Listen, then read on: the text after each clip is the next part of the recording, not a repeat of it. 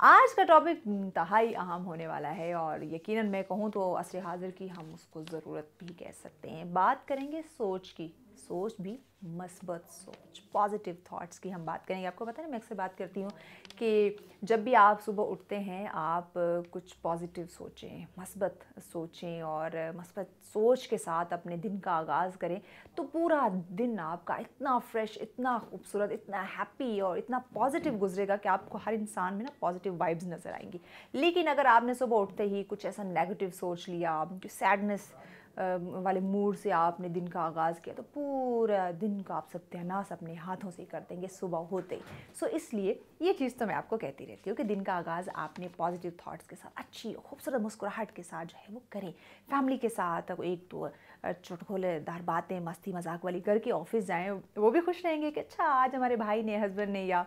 वालिद साहब ने सुबह सुबह मजाक कर लिया था, तो उनका तो पूरा दिन भी अच्छा गुजरेगा और आप भी एक खुशी जो है वो महसूस करते रहेंगे।